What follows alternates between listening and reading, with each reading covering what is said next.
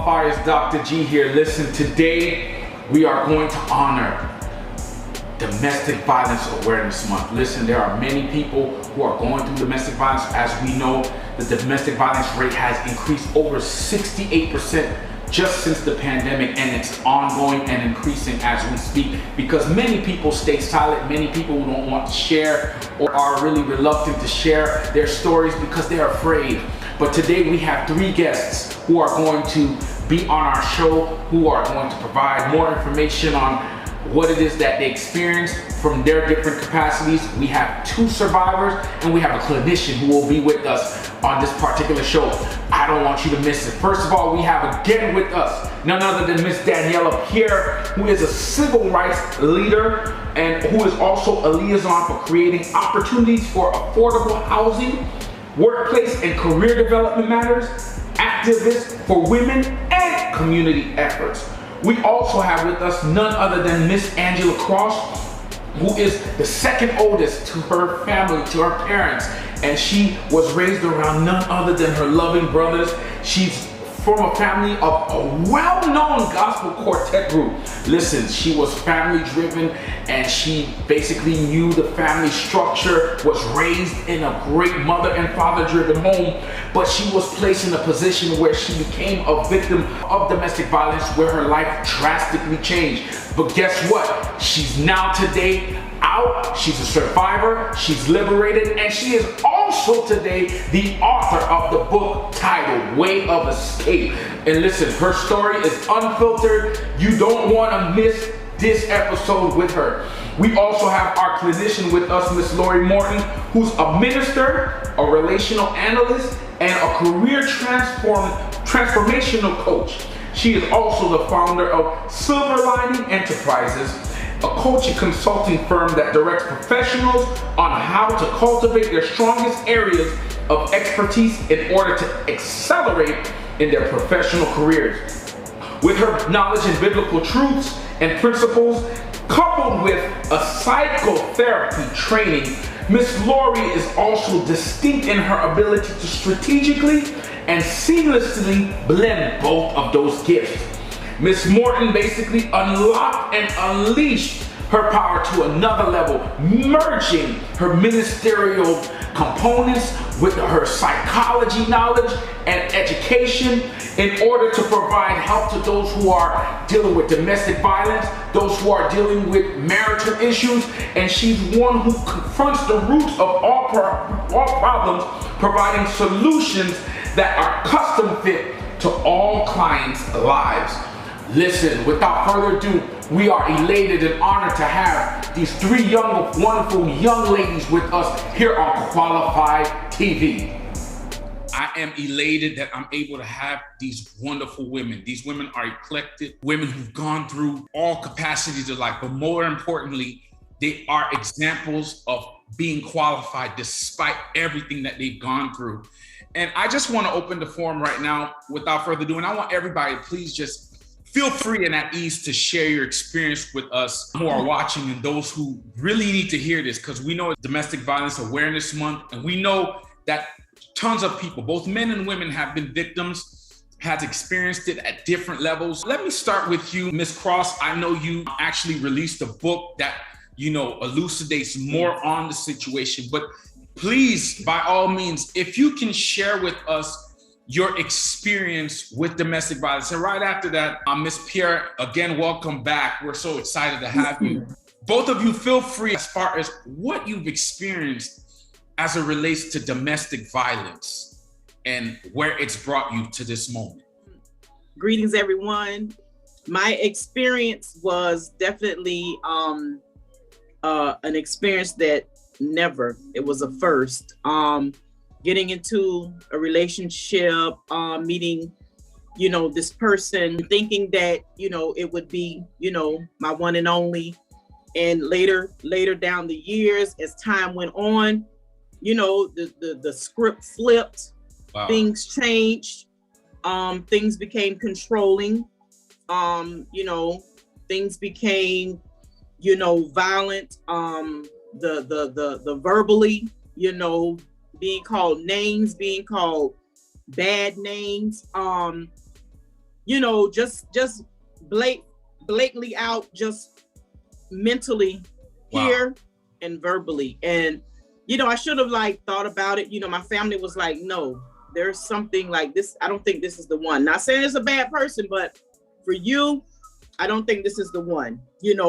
I'm a lady like at all times, and to call me out my name. Right. And my father and mother and my brothers and everything, they had to tell me like, no, I see there's a change. But us women, I think I was in love, and I'm dumb to the fact at that time. And I can rewind, but in my book, guys, listen, it's like it's way of escape, because had I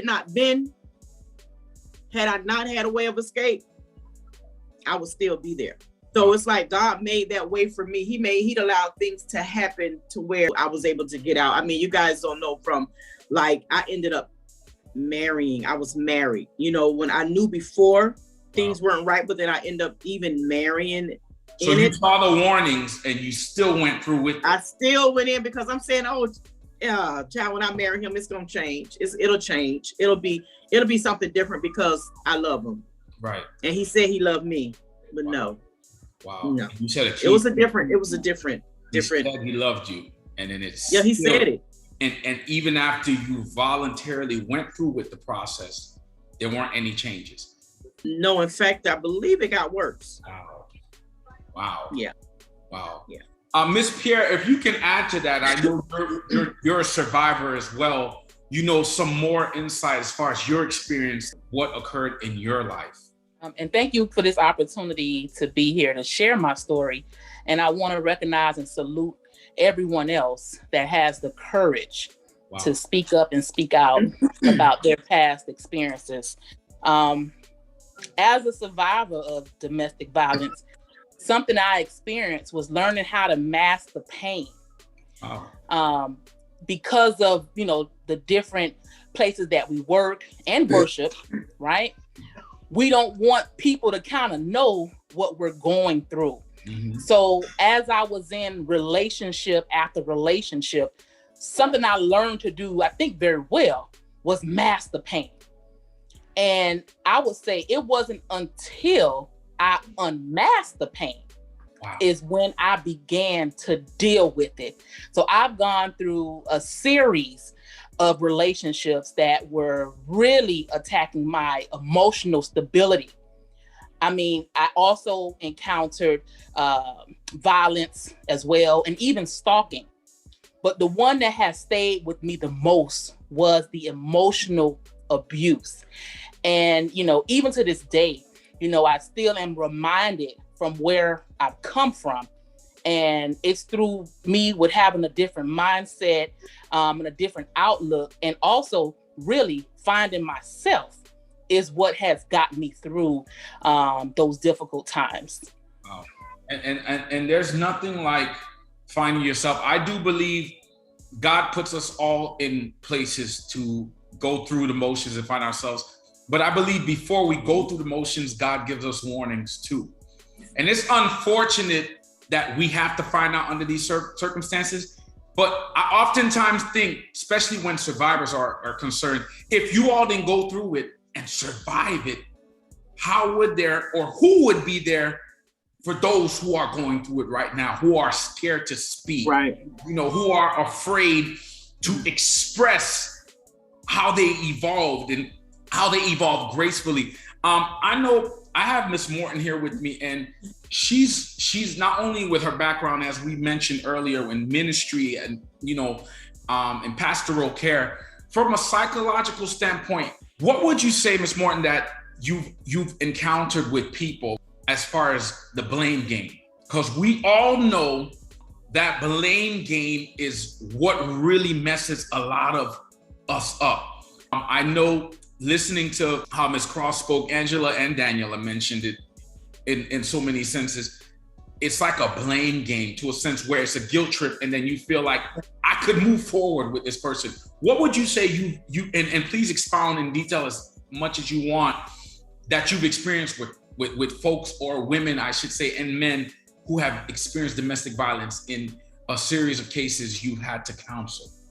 First of all, I want to say, Dr. Fabre, thank you for having me. Ms. Cross and Ms. Pierre, thank you so much for sharing your stories. And as Dr. Fabre stated,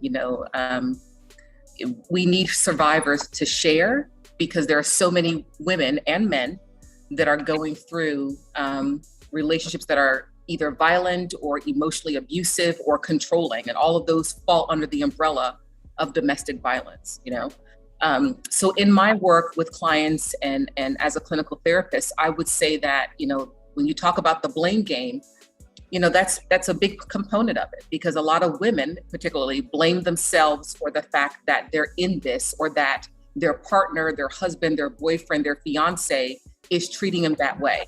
And so part of the abusive personality is to make the victim or the woman think that it's her fault. And if she could just get better, if she could just behave differently, if she would just change her words, if she would just watch her tone, if she would just be more respectful, there's always a deficit in the victim. There's always, if you could just do this, or you could just be more or less, or tone down or bring up. And so you're never going to win. It's always a lose-lose, because with that abusive mentality, everything is wrong, right? Wow. So if I say the right words with the right tone, then I didn't say it at the right time. So then I get slapped. If I say it at the right time, but I use the wrong tone, then I get hit. You're never going to win with an abusive personality. That's the first thing. You're never going to win. There's not much, you can't love them. You can't, you can't nurture them. You can't support them. This is not about giving them what they need. Mm-hmm. This is about their personality and some issues and some sicknesses that they have, both mentally, psychologically, emotionally, and spiritually, that you can't even address. And a part of it is that God mentality. So a lot of women, let's just talk about this. We like to be Jesus Jr. Come on. And so we want to save people, and we see men as projects that need to be saved. If I love him better, if I just cook, and he's never been loved like this before. And so if I love him, it's going to erase all of this. He's going to be the best man that he can be. He's going to fulfill his purpose. We're going to be this wonderful couple. And that is the Jesus Jr. mentality. And so we, as humans, we can never fit the hole or fit the size of God in somebody's life. And so when I'm working with clients, the first thing I have to do is fire them from being Jesus Jr., right? Because that God-sized hole in someone was never meant for a person to fill. Only God can be God in somebody's life. And only God can do the work in someone's life that's necessary for God to do. So that's the first thing, is recognizing that, because a lot of us have that tendency to want to save and nurture and love someone into this kind of correct behavior, and it doesn't happen. And I definitely feel that you tackled a key point. Let's because I feel like oftentimes that Jesus or that Messiah mindset has taken place. Do any of you feel like that was the role you both were playing at any point in time, and how you feel like eventually it took a toll on the relationship from a holistic standpoint, from any aspect? Provide some insight on what you felt you personally experienced that caused these changes ultimately. Well, I mean, I would cook the meals and run some bath water and get the clothes and, you know what I mean, clean the house. But the times I was doing what I didn't know how to clean, they'll sometimes call my mom, what you taught her? You didn't even teach her? She's a grown, I taught her. She's grown. Cook food, wasn't what they like, they'll throw it at me. Garbage can full of garbage thrown at me. Wow. On the top of my head, you tell me, it's like treating me like a child, but I still, I stayed. Okay, well, what you want? What do you want to eat? I'm blocking, and so okay, so if that's not always on pins and needles. Wow. Wow. And I think I would definitely, do some of that. I was not married, but I guess we played house. Mhm. But I would do a lot of like resisting. Like, okay, you're gonna act like that? Well, I'm gonna do it 10 times better. I would try to match whatever you own. I'm gonna be on that and Match better. their energy, match the Right. same energy. Yeah, I would match the same energy. And guess what started happening? Then my children started matching that energy. That's when I was like, oh, this gotta stop. Yeah. This has to stop. And that actually played out for a while where we were actually matching each other's energy. So like if you was not speaking, we were not speaking, right? If you went outside the door, we locking the door. So now everybody trying to not let you in. So we would do things like that. And then it started becoming a habit or routine. And then my children started picking that up. Like it was commonplace. So it just it became the behavioral environment in the home, and everybody gravitated to it. Do you think that the abuse was a form of their love?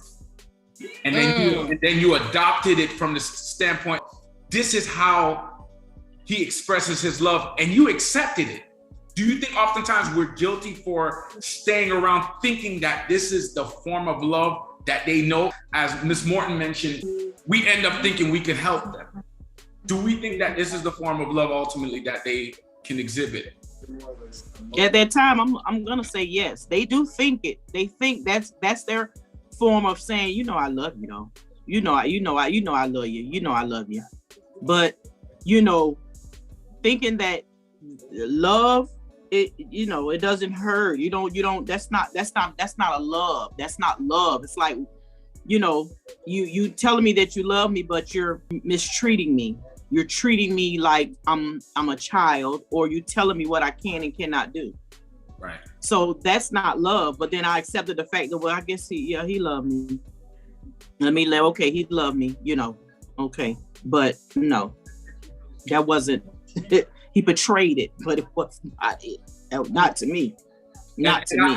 And I think everybody needs to get a copy of your book, because when you, I know for certain in your book, as we mentioned earlier, because we did advertise the book, and as you all know, but we need to discuss this topic.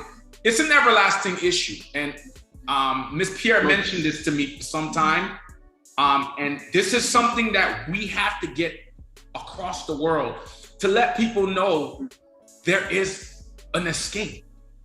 Because oftentimes, what I realize is, we think we're marrying a man or a woman, but we're marrying their trauma. Yes. We're engaging in a relationship with their trauma. I had a conversation with a friend of mine recently over a gentleman who was abusive towards his wife. And the conversation that I had with him, I was like, that young man was exposed to domestic violence at home. Then, from being exposed to watching the domestic violence, as Ms. Pierre mentioned, that was exhibited at home. That's exhibit 1. Number 2, he then enlisted into the service. So what he did was, he then got into the place where war again existed from a different element. So he went into 2 environments that exhibited. Exhibit 1 was home environment of war. Exhibit 2, a war zone that was worldwide, where he's fighting for a purpose. But either which way, in his mind, he instilled a behavior where it never got, he never got help, and there was no therapy that took place. Because our community, we got to be honest, we don't like therapy, and that's why I brought Ms. Morton here, who's a clinician, because we don't want somebody to tell us the truth. We don't want somebody to say, hey, listen, this is not love. Right. We don't want anyone to open our eyes and say, you know what? This young man or this young woman is not loving you. They are exhibiting what they think is love, but it's trauma. Mm-hmm. And then ultimately that trauma is what you are now bringing, and then you bring children into the equation. Exactly. Now, tell me this. Let's elaborate some more, and we can go all night into this. But how were the children really affected by this ultimately? So if my children, in particular, my daughter, one of the first guys that she started dating, they had domestic violence experience. Mm-hmm. And what she did was she did exactly what I did. She masked it. But I started recognizing the signs. I'm like, wait, I think I went through that. Oh, I think I did that. So my daughter did exactly what she saw me do. Wow. Was masking. And it wasn't until, I actually saw it is when, it was all out in the open. But yeah, I believe by her seeing what I actually went through, what she lived through, right? Then her first relationship, her first one, and it was right at her high school where they experienced domestic violence, and she did exactly what I did, was actually hide it. Now I can say, good for the school district. They offered a psychologist and therapy. They did offer that. So she was able, her and the guy actually was able to go through that. But, just knowing that she picked up something that I did by masking the pain, I still to this day don't know how long that was going on. So it became a generational issue. Mm-hmm. Wow. Ms. Cross, how would you say the children, ultimately the environment, what did it do to the children? My son, I had a smaller daughter that wasn't his, but we was being raising her together. However, she was with my mom, but then we ended up having a son. And so as my son was growing up, I can remember the times that being in the car and driving him, and he's just literally like talking, like spitting in my face and doing different things and snatching things off of me, like while I'm driving. Wow. So I can hear, my son was in the back seat, and I never forget the sound that I can hear him. Either he's hitting on the window, like I can hear this, or he's kicking the back seat, like he would do that. That's a form of me knowing that he's listening. I'm like, look, I can't do this in front of I cannot do this in front of my child. And today that son of mine is 21. Wow. And a couple years ago, he went through he's been going through something, right? And he really reached out to me, and I got him to speak with someone. He started reliving, and he started remembering. Like, I remember, Mom, he was crying and stuff. So I had to really get him. He said, I remember him saying this to you. I remember him pulling the ring off your finger. He broke your nail. I remember, he said he remembered because he thought, I guess as kids grow up, it's like, Mom, you tripping, Mom. He dad ain't do. But no, he remembered. So it was coming back to him like, wow, because he was there, doors slamming and stuff being broke up in the house.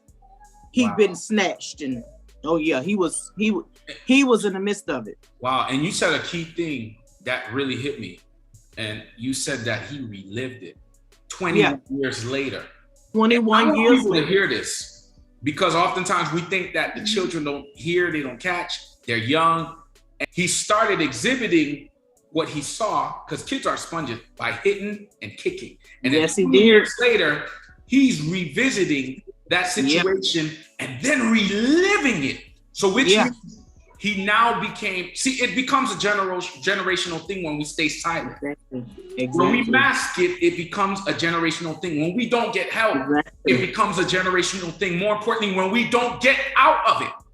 Yes, sir. We see the red flags. In the words of Bishop Barnes, he always says, you gotta pay attention to the red flags. But we ignore the red flags because, there's this pressure that women often get, and I gotta advocate for you all. You have to be married by a certain age. You have to find love by a certain age. If you're not at a certain status quo by a certain age or time frame, there's something wrong with you.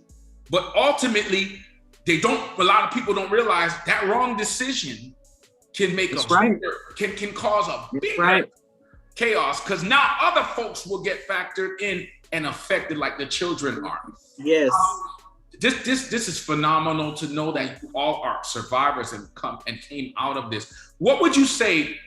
Did you all have a focus group? What would you say, other than, if not family, what would you say the focus group or anyone you cling to that was able to help you get out of this warp zone? I mean, it's important that you have a network of support, and that network of support at times may want to say, stop calling me. You know, you're not going to leave him, so stop calling me. But you may have to have a sub network of support, one that's going to, you know, listen to you in, out, you know, I'm packing my bag. Okay, I'm bringing my bags back. You got to have a network of support. And within that network support, you also have to know the resources that are available. Now, as we're talking about resources, you know, it depends on where you live. You know, you do have like a victim assistance center, but oftentimes they operate Monday through Friday. But most times domestic violence happens at night after 5 p.m.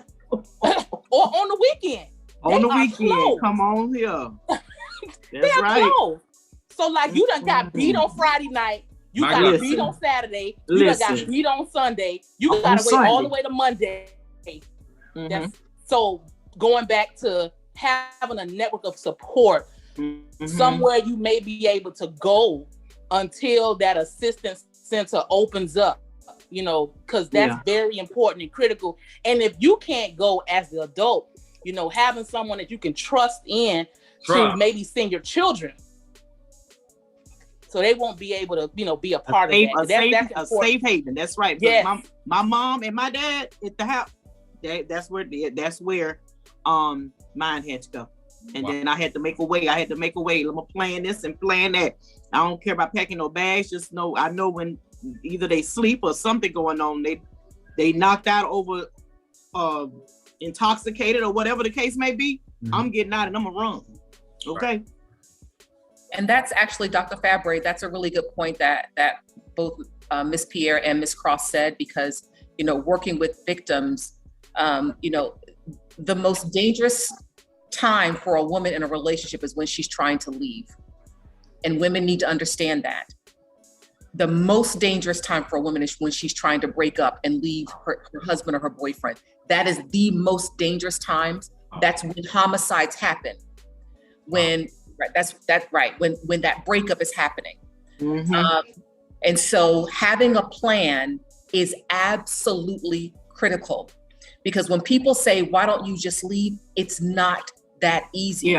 Because your life can literally, and the lives of your children can literally be at stake. So you can't just get up and leave, because that can create some homicidal tendencies, you know? So we've got to be careful about telling people just leave. It's not that easy, and that can really create some deadly consequences. So women and both men need to be strategic in that process. Absolutely. You've got to have a community. Ms. Cross and Ms. Pierre said that. They had a community, they had a village of people, you know, a safe haven. They had people that would help them, but you've got to be strategic and you've got to think through what you need to do. Do you need money? Do you need to start getting money out gradually from the ATM? Where are you going to hide that money? Do you need to get a credit card in your own name? Because sometimes in controlling relationships, he's controlling all of the money on purpose. So if you leave, what are you leaving with? You have no money. You have no credit cards in your name. And so I work with women on coming up with a plan and being strategic about that plan. So if things go left, who are you going to call immediately? We got to know who that is. They've got to be ready. They've got to be ready to take you in and take care of you. So there are steps to this, and we need to make people aware of that. Awesome. And it's phenomenal that you mentioned the plan of action, because Ms. Pierre just mentioned someone you trust, and then Ms. Cross co-signed with family. So the key point is people you trust, because you don't want that credit card to go to the home address. Exactly. You can't leave the fund, the money that you're allotting. So it has to be real strategic. And it's just so, I'm just so honored and elated. You don't understand. You all are thanking me for being here. I'm thanking you all for being here, because I'm honored that you all are here to express your story, because that's very hard to come out and express your story. What advice would you all give to someone briefly going through domestic violence today? Excellent question. There are many support groups that are available to help you during, well, before, during, and after. There are a lot of national women groups. And even through that, I mean, you definitely want to have that circle of support that has the training and capacity to help you through it. But you might want to also look into professional development. So let's say, for example, that you were in that situation and you didn't have, the prerequisite training to do something. Maybe through those new networks of support, you might pick up a new sewing class or something like that, something to keep your mind positively active so that you won't try to go back as easy. Because, stepping out there from leaving a relationship, you're like, I don't think I can do this. I don't think I could do this. I'm so familiar with the abuse. I got it down to where he only hit me on Mondays and Wednesdays. Come on. Right? So if I just know what to do on Mondays and Wednesdays, I'm all right. But I'm gonna have to go through this whole support group, put all my business out there. I can't take any of my belongings. That might be a little scary. So I would say definitely connect with those positive circles and then probably discover a new interest so it can keep your mind active. And you won't, have those feelings as much to go back. I'm not gonna say you're not gonna have those feelings, but surround yourself with support groups, get the therapy, the counseling that's needed. Yeah. And some of those things can be offered online. They have apps. A lot of social media tools are available. Great books. We have a book here with us. Connect with those type of things so it can keep your mind active. And also, if you were someone that was in a relationship that had domestic violence and you had children, get your children therapy and counseling too. Yeah. Very important. Very important. Awesome advice. Thank you so much, Ms. Pierre. Ms. Cross, please, by all means, what would you recommend or advise somebody? I would advise, anyone to just pay close attention to the signs, because you'll see the signs. You'll see them. You may be a little blind to the fact, but the signs will be there in the way they talk, their body language, and it may not be there at first, but the signs will appear. Right. And when they appear, do not, and I'm gonna say it again, do not overlook them. Right. Because that's when you overlook them, then you give him, he's in. And then he can shove you and he think it's funny and think it's a game. No, you shoved me a little too hard. Right. Or you spoke to me a little rude. Or that's just my friend. I went to school with them. They have a wife. It's crazy stuff. You have to pay attention to the signs, because they are a controlling person is very insecure. Yeah. Any and everybody, they think it could be family. They think your family trying to talk to you. Come on. No, you have to pay attention to the signs. Signs, follow those. Amen. Follow the signs. Trust me. Great points. And both of you made some phenomenal points. And I can't stress enough how crucial this topic is. And October shouldn't be the only month, as President Pierre has mentioned. This should be a conversation that happens daily. Because many people harbor and hide behind the walls. And I promise you, I wish we had more time, because we could do this all day.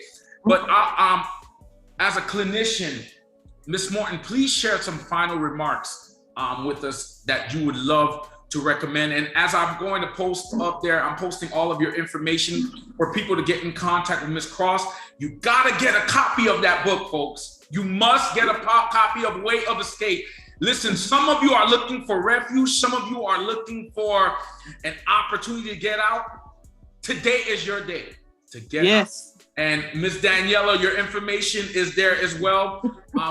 Folks, she has some great resources. She's connected with some great folks in the Miami region. Please do not neglect to get in touch with her. And I'm gonna pass it over to Ms. Morton to please, share some final remarks with us for our viewers tonight. I just want to say, Dr. Fabre, that any person who finds themselves in an abusive relationship, I want to say, first of all, it's not your fault. Because we tend to blame ourselves more than anything. We tend to blame ourselves. And so it's not your fault. The second thing is to get help. As Ms. Pierre shared, there are agencies and organizations who exist to solely help men and women who find themselves in these kinds of situations, in these kinds of unhealthy, toxic, abusive relationships. And so leverage your resources, definitely leverage your resources, and talk to your network. Be honest. Yeah. It's time to be honest and open and transparent, and share with people. As Ms. Pierre said, she got really good at masking and hiding the pain. Share with people what you're really going through, because you'd be surprised how many people are willing to help if they know. And so we've got to open up and be honest about what we're feeling, what we're going through, and reaching out for help. So I want to encourage people to do that. Awesome. And I thank all of you for being with me tonight. Ms. Morton, thank you so much. I know that you have a lot on your plate, and I thank you for taking time out to be with me. Ms. Cross, thank you so much. And everybody, please don't forget to get a copy of Wave Escape. And Ms. Pierre, Amazon. thank you so much. There we go. Thank you so much, Ms. Pierre, for being with us. And I definitely know we're gonna have some future endeavors and podcasts where we're gonna discuss this on a wider platform. But I'm just elated that this is the opportunity that we have to get the word out, to remind somebody. It starts with the mind, the mental state. Once that mental state gets right, you start to then take action. You then realize your worth, because at the end of the day, all of you must understand, no matter where you are today, no matter how bad it's gotten, you are not what they thought you were, because you are still qualified to win. Come on here. Thank you for watching Qualified Podcast. I love you all. See you all next week. Thank you. Peace. Peace, y'all. Good day to all my family and friends. Dr. G here. Listen, I can't thank you enough for all of the support, all of the kind words, all of the encouragement you've given us. You all keep me motivated. You all keep us going. Don't forget to visit drgeorgefabre.com. Again, drgeorgefabre.com. You can purchase our merchandise. You can purchase our books. You could even book me for any of your upcoming events. If you want a speaker for any speaking engagement, if you need a host for any of your bar mitzvahs, weddings, any gala, I'm there at your disposal for all of your needs. More importantly, we thank you. Please don't forget to subscribe, like, share our YouTube channel, Qualified Podcast. We thank you and we appreciate you for all that you've done, and we can't say it enough. No matter where you are, no matter what you've been through, this is not a cliche, but we're just reminding you that you are still qualified to win.